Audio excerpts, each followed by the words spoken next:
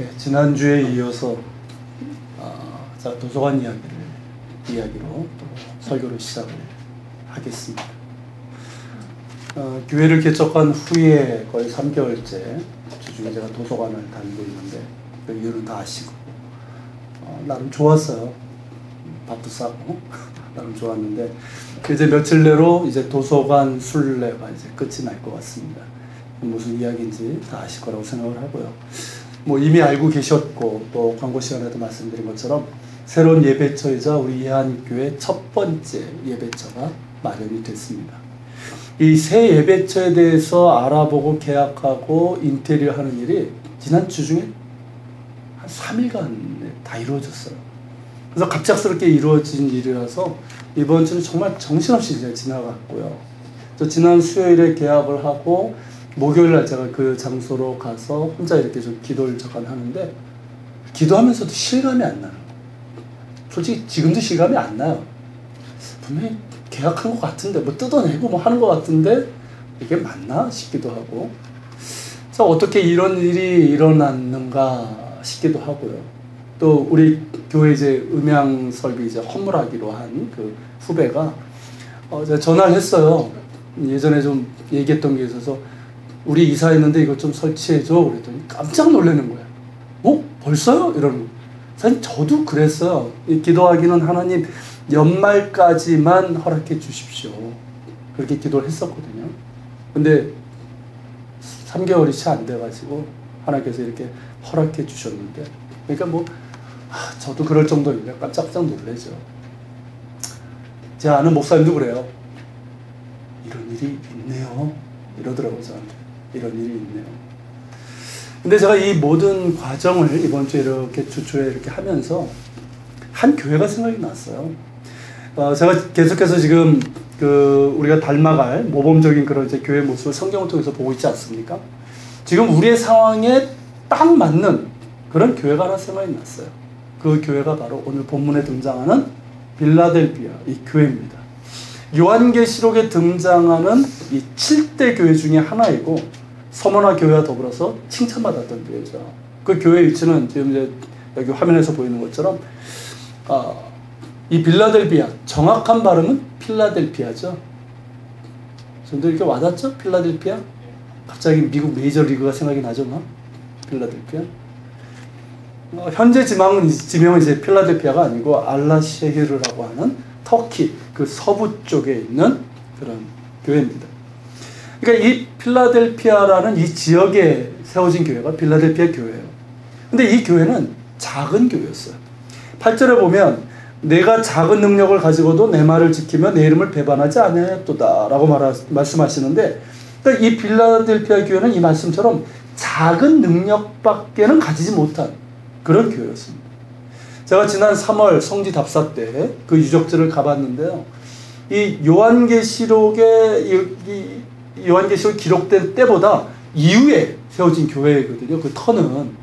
그러니까 이때 그 교회가 아니고 훨씬 후 6세기 정도에 세워진 교회 터인데 그럼에도 불구하고 다른 곳에 비해서 좀 작았어요. 그리고 실제로 요한계시록이 기록할 그 당시에는 더 규모가 작았던 교회입니다. 그러니까 다른 교회들보다 그 교인 수나 재정이나 여러 가지 면에서 작은 교회였어요. 마치 어느 교회처럼? 우리 예한 교회처럼 작은 교회였어요. 그런데 이 빌라델피아 교회는 주님께 칭찬받은 교회였습니다. 여러분 뭘 말합니까? 주님께서는 결코 교회를 그 규모나 사이즈, 유명세를 가지고 평가하지 않으신다는 거예요. 그걸 가지고 칭찬하지 않으신다는 거죠. 그러니까 규모나 사이즈가 결코 교회 본질이 아니라는 겁니다. 여러분 교회에서 가장 중요한 건 뭡니까? 교회에게 가장 중요한 거. 그건 딴 거 아니에요. 우리가 유명해지고 우리가 뭘 하는 거 이게 중요한지 알아요. 뭡니까? 주님께 칭찬받는 거. 그러니까 칭찬받을 만한 교회가 되는 거예요. 이게 교회가 가장 중요한 거예요. 아무리 겉으로 유명해지고 커지면 뭐합니까? 주님 보실 때 난 모르겠다 하시면 끝인 거예요.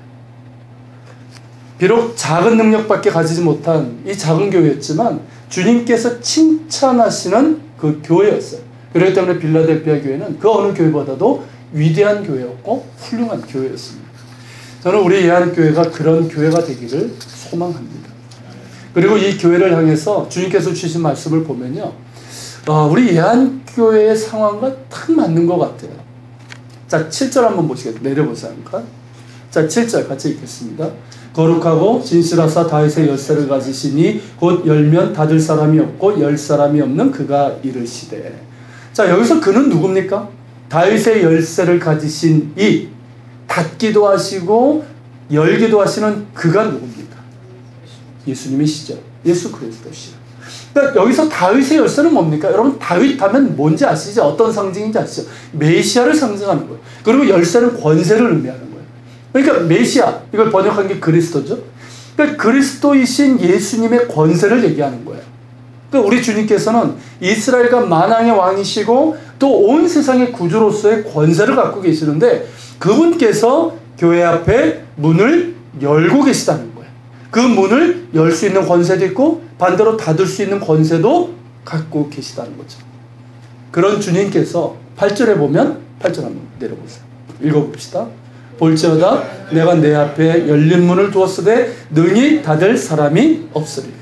자, 그 예수님, 다윗의 열쇠를 갖고 계신 주님께서 지금 어떻게? 빌라델피아 교회를 향해서 열린 문을 두셨다는 거예요. 문을 여셨는데 그냥 삐끔 이렇게 열린 것이 아니라 활짝 열린 문을 두셨다는 거예요. 여러분, 이 열린 문, 이게 뭘까요 도대체?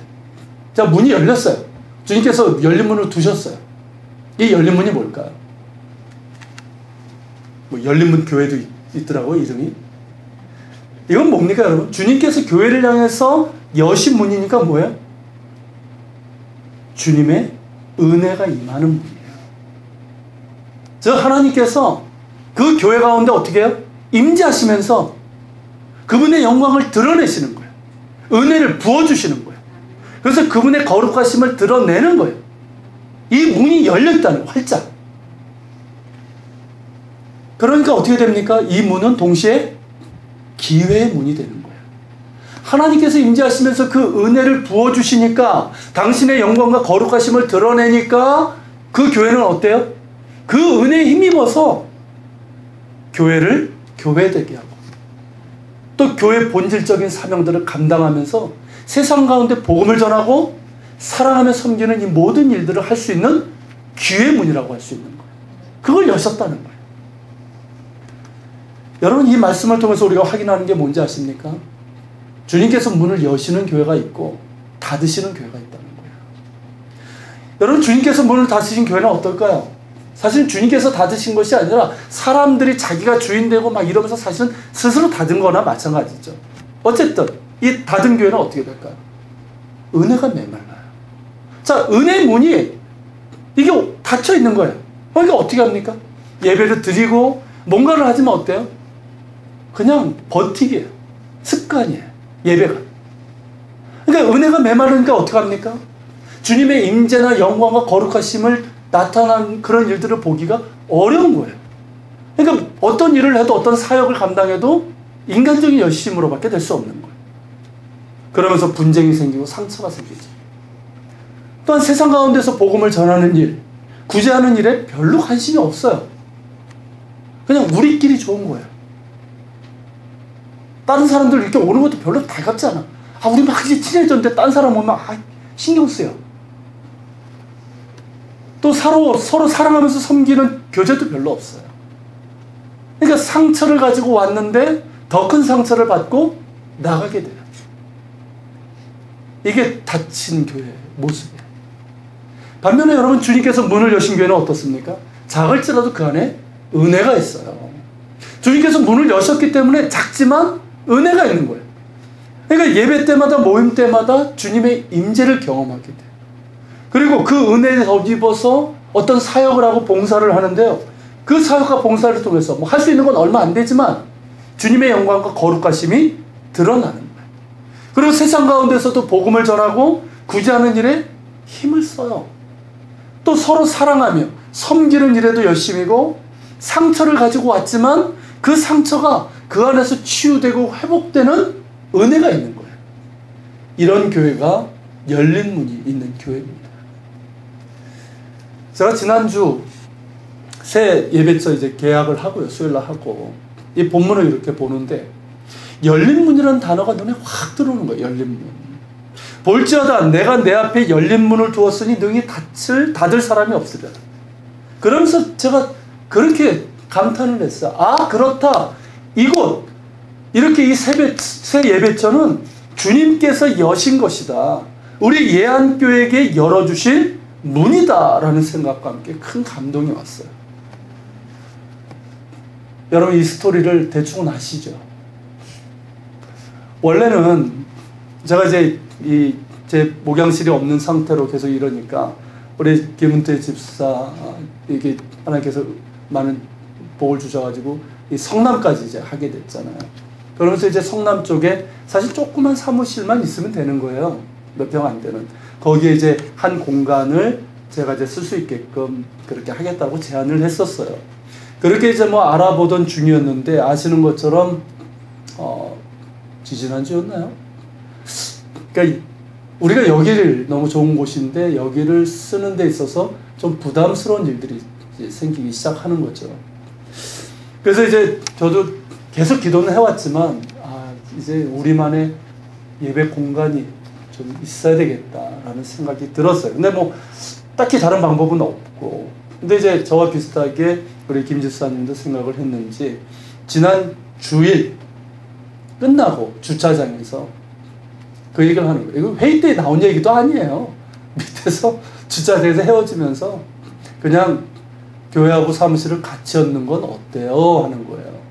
저도 사실 그 생각을 조금 했어요. 근데 그렇게까지 뭐 생각은 안 했고. 그래서 이제 그냥 어쨌든 주중에 통화하자고 하고 헤어졌어요.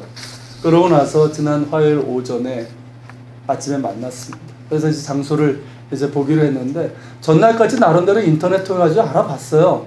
그래서 보면서 참 비싸다.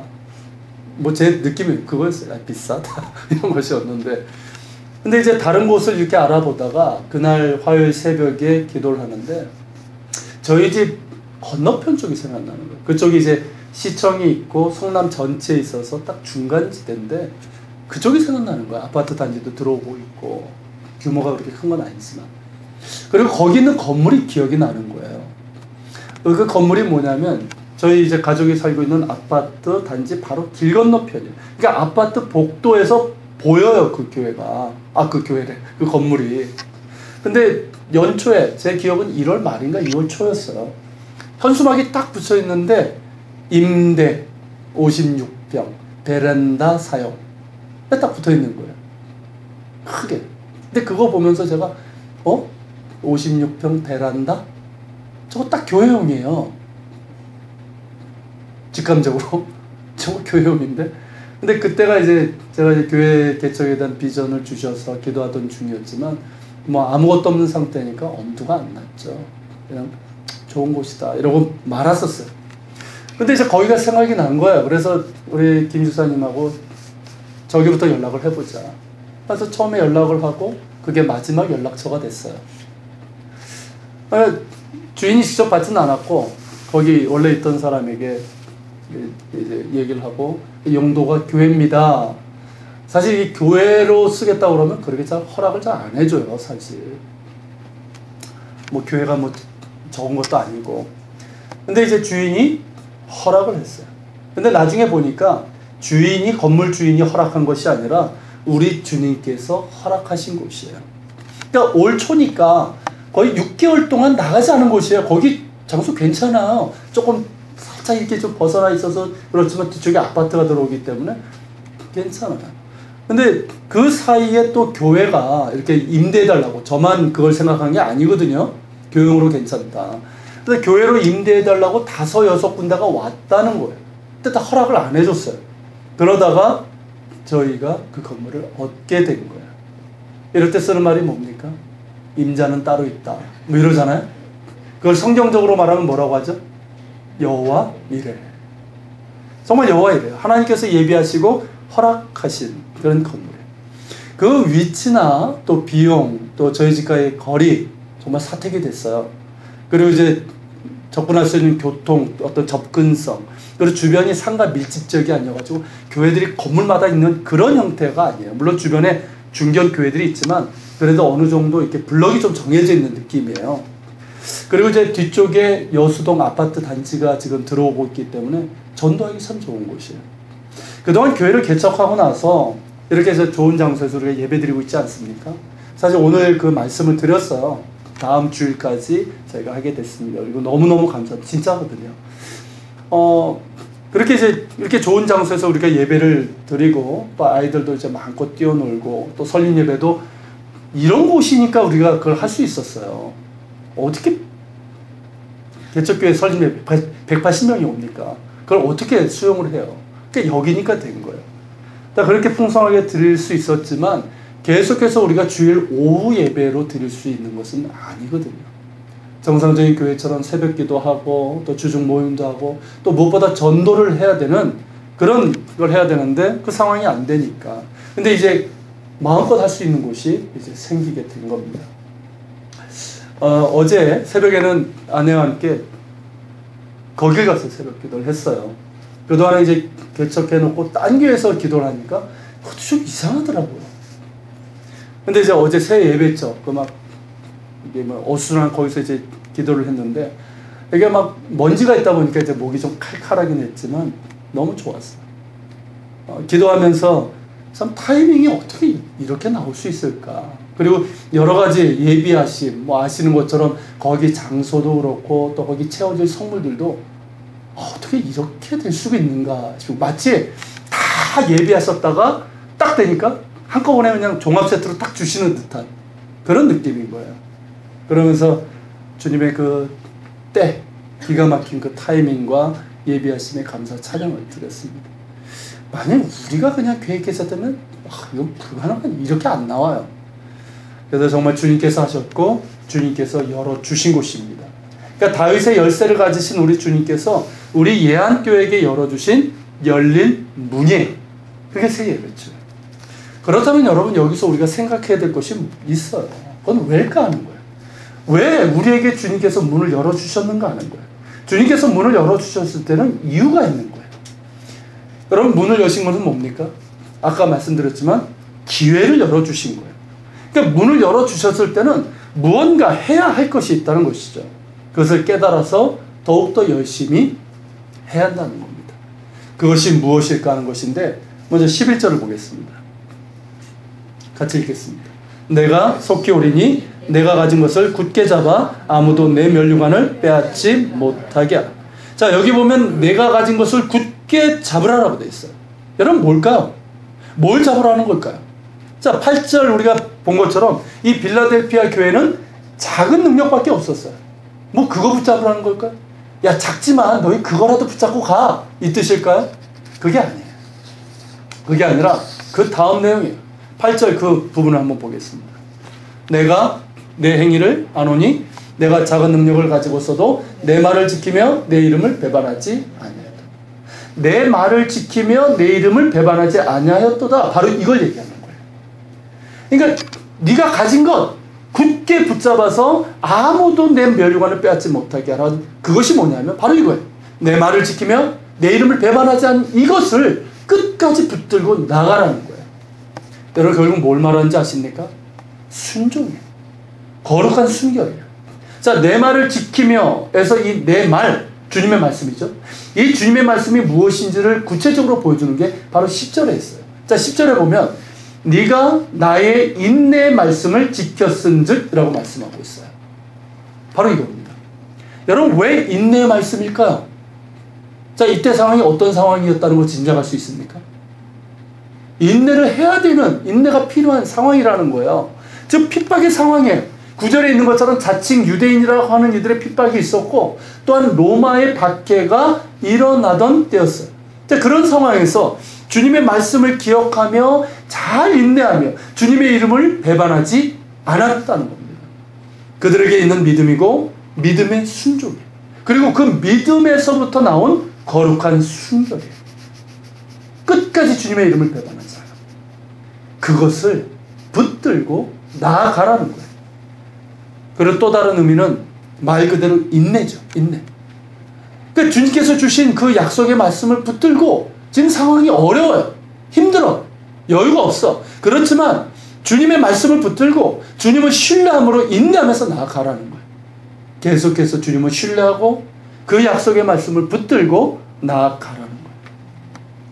저는 이 부분을 이렇게 바꾸어 말할 수 있다고 생각합니다. 바로 겸손한 신뢰. 제가 참 자주 쓰는 말이죠. 그리고 이게 전염성이 있는 것 같아요. 우리 교우들 이렇게 보면, 이렇게 카톡이나 이렇게 보면 이 말을 많이들 하시더라고요. 더욱더 겸손한 신뢰로. 키득키득 뭐 이렇게 하더라고요. 그리고 그 말을 많이 쓰고 그 의미가 이제 무엇인지도 아시는 것 같아요. 그래서 참 감사해요. 여러분, 이 빌라델피아 교회는 주님을 향한 겸손한 신뢰가 있었습니다. 그리고 주님께서는 그것을 굳게 붙잡으라는 거예요. 주님을 향한, 너희가 저 힘든 가운데서도 주님을 향한 겸손한 신뢰를 잡고 나아갔던 것처럼 이제도 더욱더 그것을 굳게 붙잡아서 아무도 너의 면류관을 빼앗지 못하게 하라는 거예요. 그래서 그들에게 문을 열어주신 거예요.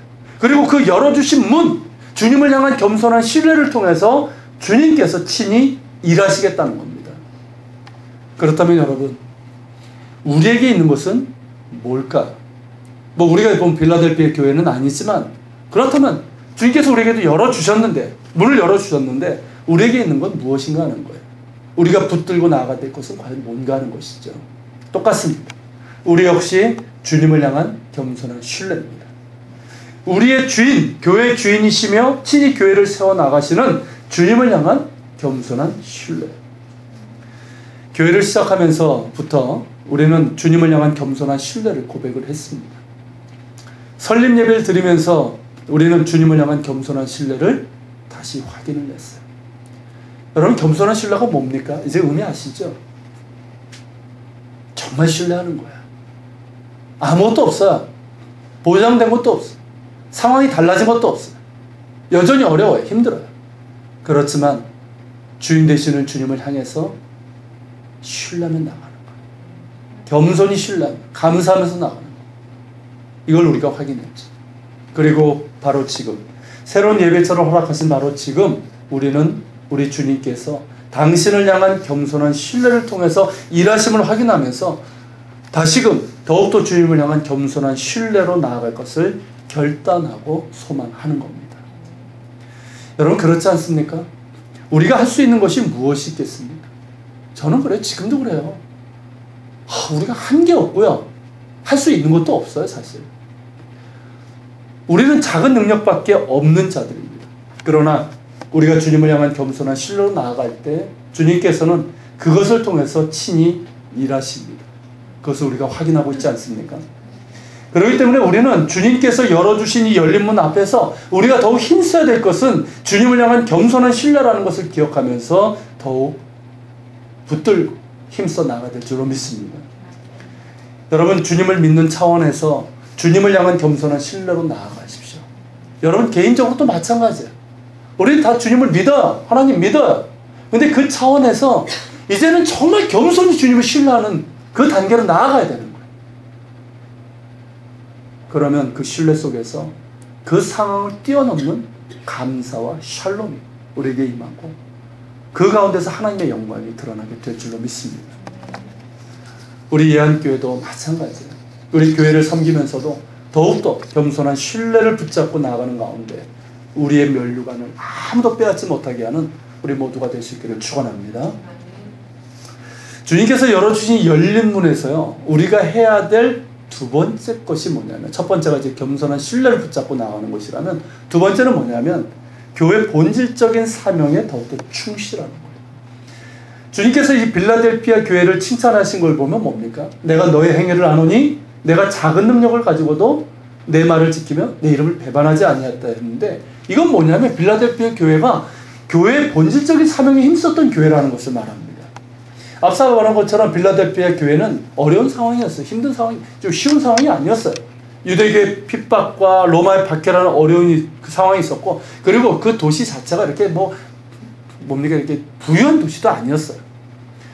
그러니까 그들 자체가 작은 능력밖에 없는 작은 교회였어요. 쉽게 말하면 작은 규모, 인원도 작고 재정도 적은 그런 교회였단 말이죠. 그럼에도 그들은 이 교회 본질적인 사명인 선교와 구제 등의 힘을 썼어요. 이건 학자들의 연구를 통해서 드러난 거예요. 이 빌라델피아 교회는 이 선교에 무척 힘을 기울였던 교회라고 합니다. 그리고 이제 빌라델피아 교회는 선교가 이 두 가지 방향에서 이루어졌는데, 첫째는 복음 전도, 두 번째는 사랑의 실천이었다는 거죠. 여러분, 이 빌라델피아라는 이름이 무슨 뜻인지 아세요? 이게 두 단어가 합쳐진 건데, 사랑을 뜻하는 필로스라는 말이 있어요. 필로스.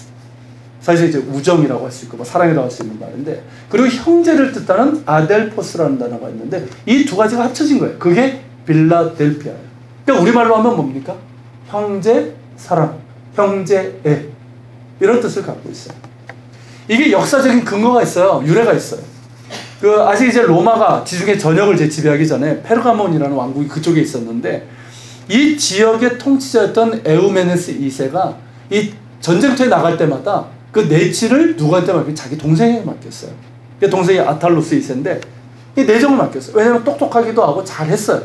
근데 그 당시에 로마가 이제 세력을 키워나가면서 이제 어떻게 합니까? 이간질을 시킨 거예요. 이용해 먹으려고. 그러니까 이 동생에게 네가 왕이 되라, 우리가 밀어줄게. 그러면서 이제 부추긴 거예요. 그런데 이 동생이 이런 지하에 거절을 하고 형에게 끝까지 충성을 다했다고 합니다. 그래서 사람들은 이거를 아탈로스의 형제애라고 부르게 되고, 여기서 유래된 이름이 뭐예요? 바로 빌라델피아 이거예요. 그러니까 이 빌라델피아라는 도시는 어떻습니까? 그 진한 형제의 사랑이 전해 내려오는 곳이에요. 그리고 이런 곳에 세워진 이 빌라델피아 교회는 그 형제 사랑을 구체적으로 실천하게 됩니다. 그들은 힘써 복음을 전하면서 영혼권에 힘썼어요. 여러분, 진정한 형제 사랑이 뭡니까? 영혼 구원이죠. 하나님의 은혜가 임하게 되면 우리에게 보이는 게 뭡니까? 한 영혼에 대한 가치예요. 그 은혜 받기 전까지는 몰라요, 그거를. 그저 그냥 돈이 더 우선이고 내 욕심이 먼저인데, 하나님의 은혜를 경험하니까 어떻습니까? 한 영혼이 천하보다 귀한 것을 깨닫게 되는 거예요. 그러니까 나와 상관없는데 그 사람을 위해서 기도하면 눈물이 나는 거예요. 뭐 일본이나 뭐 중국이나 뭐 이스라엘, 나하고 무슨 상관이에요, 그 사람들이. 내가 뭐 알긴 합니까, 그 사람들? 근데 하나님의 은혜가 임하니까 어때요? 그 영혼들이 보이면서 그것을 위해서 기도할 때 눈물이 나는 거예요. 이게 은혜의 역사예요. 그러니까 이 빌라델피아 교회는 그 은혜가 임하니까 어떻습니까? 한 영혼에 대한 가치를 아는 거예요. 그러니까 복음 전도에 힘쓴 거예요. 영혼 구원에 힘썼어요. 더불어서 그들 내에서는 사랑으로 섬겼습니다. 그리고 밖으로도 가난하고 어려운 이들을 구제하는 일에 힘을 썼어요. 그러면서 예수 그리스도 안에서 진정한 형제 사랑이 무엇인지를 구체적으로 보여준 거예요. 주님께서는 이러한 그들의 사랑의 선교, 구제, 성도 간의 교제를 보시면서 칭찬을 하시고 그들 앞에 열린 문을 두신 거예요. 그렇다면 여러분, 우리 역시 여기에 힘써야 될 겁니다. 우리 교회는 개척 첫 달부터 선교비를 지출을 했어요. 어떻게 보면 참 쉬운 일은 아니었어요. 아무것도 없이 시작을 했기 때문에. 근데 아무것도 없기 때문에 했어요. 이해가 되십니까? 지금 매달 지출되는 우리 선교비, 우리 교회 재정 규모에서 적지 않습니다. 이는 우리를 드러내는 것이 아니라 우리는 처음부터 교회 본질적인 사명을 붙잡고 싶었어요. 그런 교회를 하고 싶었어요. 그게 주님께서 원하시는 것이고, 아무것도 없이 시작했지만 아무것도 그렇다고 해서 아무것도 하지 못하는 건 아니란 말이죠. 할 수 있어요. 그리고 작은 능력이지만 할 수 있는 마음과 또 능력을 하나님께서 주셨습니다. 그리고 우리 가운데 사랑의 교제가 있다고 저는 믿습니다. 제가 이제 설교 때 한번 아둘람 공동체에 대해서 선포를 한 적이 있고, 또 우리 교회 비전에도 주보에 있는 것처럼 아둘람과 같은 교회라는 그 말이 들어가 있는데, 그래서인지 몰라도 정말 아둘람처럼 되는 것 같아요. 아둘람, 다윗이 피신을 했던 곳이죠. 거기에 환난당한 자, 빚진 자, 마음이 원통한 자들이 몰려들었어요. 몰려든 것으로 끝난 것이 아니라 온갖 상처와 핸디캡을 가진 그들의 공동체였지만, 그러나 하나님의 은혜가 임하고 그러면서 그들이 치유되고 회복되고 하나 되고, 그러면서 새벽을 깨우는 비전 공동체가 될 수 있었다는 거죠. 저는 정말 우리 교회가 아둘람과 같은 공동체가 되기를 소망합니다. 어떤 사람이 그런 얘기를 해요. 우리는 고슴도치 같대요. 고슴도치는 어떻습니까? 이 가시가 있으니까 가까이 가면 어떨까요? 서로의 상처에 찔리는 거예요. 우리 교회도요, 분명히 그런 일도 이제 벌어져요. 지금은 굉장히 좋으시죠? 그럼 시간 좀 가봐요. 어떻게 되나, 이제. 찔리는 일 많이 생길 거예요. 그런데 여러분, 하나님의 은혜가 그 가운데 있을 때 어떻게 됩니까? 그 찔림이 찔림으로 끝나질 않아요. 찔리면서 서로를 용납하게 돼요. 이해하게 돼요. 품을 수 있게 돼요. 그러면서 주님의 은혜로 섬기고 사랑하고 그런 가운데 치유되고 회복되면서 그렇게 함께 울고 함께 웃는 그런 진정한 공동체가 되는 거예요. 그게 아둘람의 공동체. 이런 아둘람의 역사가 우리 가운데 있기를 소망합니다. 제가 믿기로는 주님께서 이러한 우리들의 모습을 보시고 이렇게 문을 여셨다고 생각을 합니다. 그렇기 때문에 우리는 더욱더 이 교회의 본질적인 사명에 힘을 써야 돼요. 교회의 본질적인 사명은 뭡니까? 무엇보다 예배예요. 예배의 목숨을 더욱더 걸어야 됩니다. 여러분, 예배를 통해서 하나님의 임재가, 하나님의 은혜가 임하지 않으면 다른 모든 것들은 아무것도 아니에요. 아무리 우리가 대단한 어떤 선교 사업을 하고 뭐 어떤 걸 해도, 설령 뭐 어떤 교회 규모가 커진다 하더라도 하나님의 예배 가운데서 하나님의 임재를 우리가 경험하지 못한다면 아무런 소용없어요. 그거 우리 자랑일 뿐이에요. 아무것도 아니에요. 여러분, 문을 여셨다는 얘기는 뭡니까? 하나님께서 그 예배를 통해서 만나기로 작정하셨다는 거예요. 그렇기 때문에 우리는 이 새 예배처에서 더욱더 예배자가 되어야 됩니다. 정말 예배를 통해서 임재하신 하나님의 은혜한 사모함이 있어요. 그리고 그 예배 가운데, 은혜 가운데 은혜를 체험해야 됩니다. 그리고 그 은혜에 힘입어서 어떻게 될까요?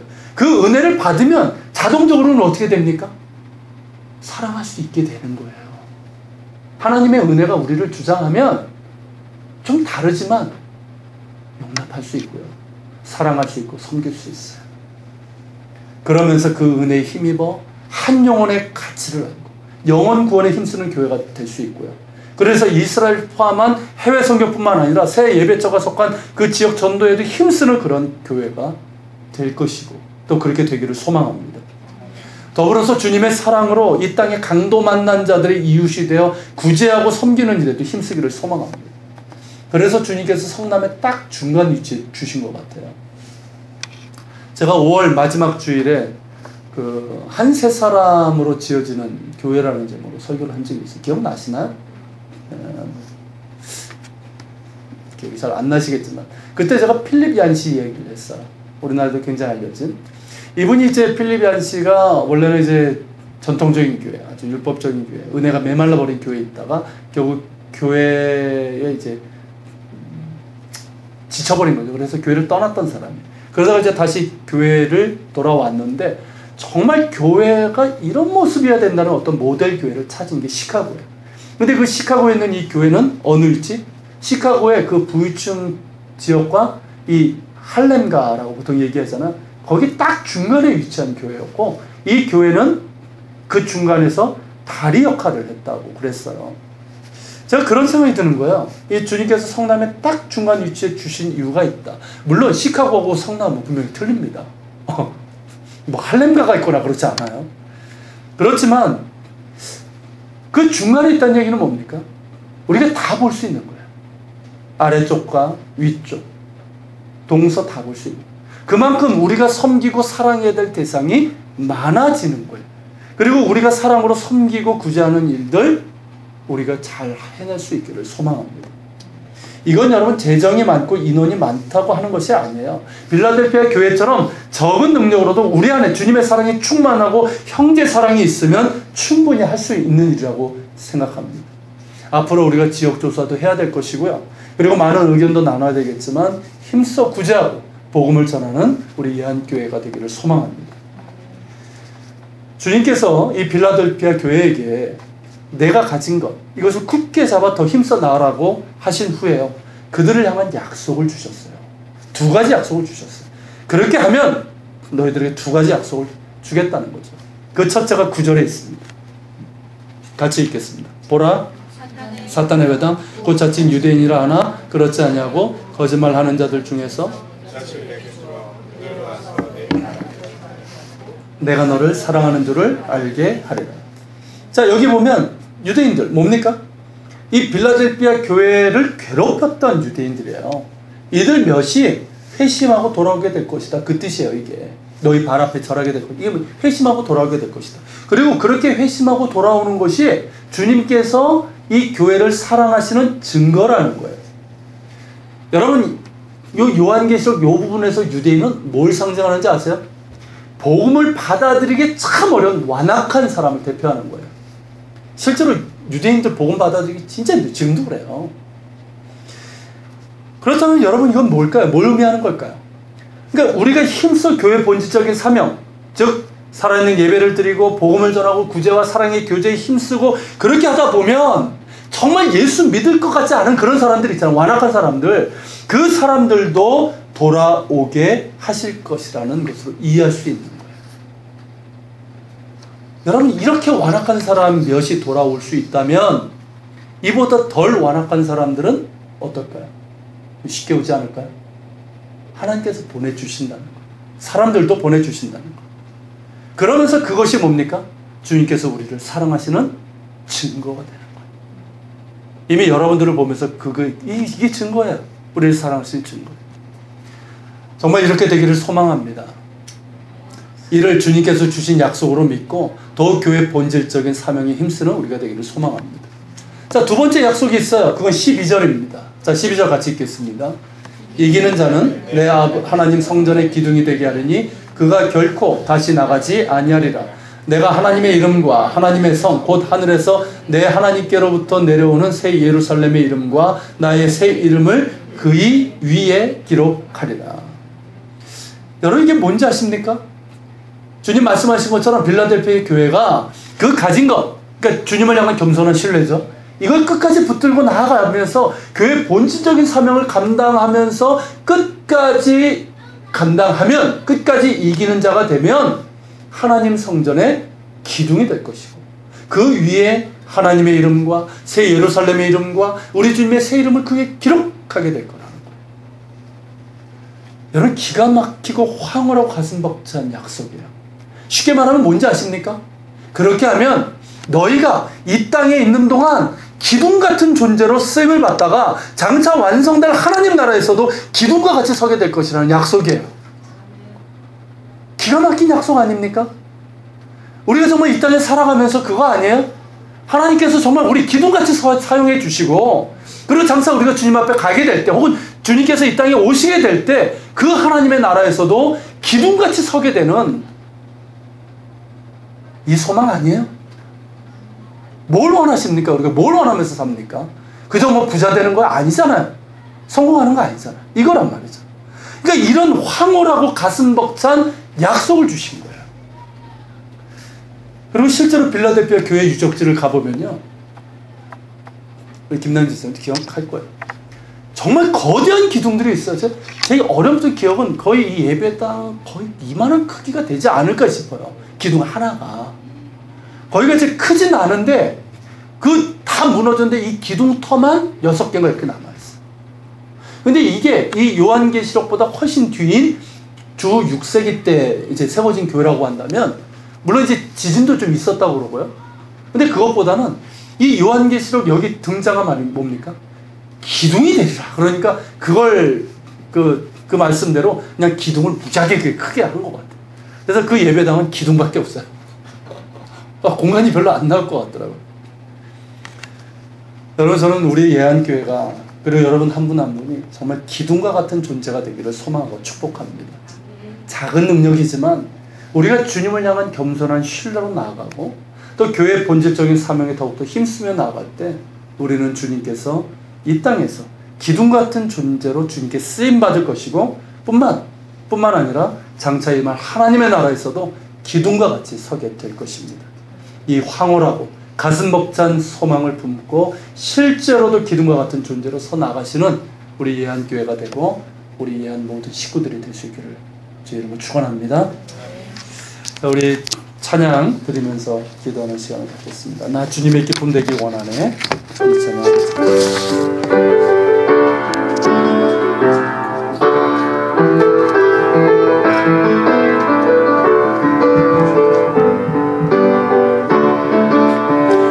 주님의 기쁨 되기 원하네.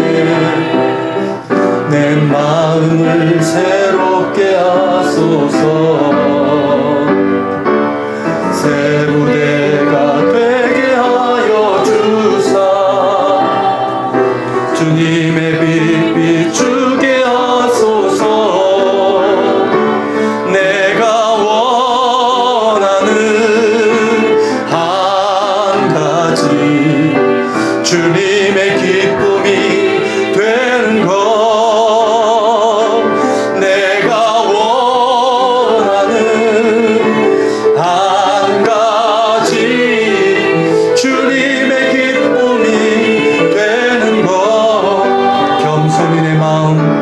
겸손히 내 마음 드립니다.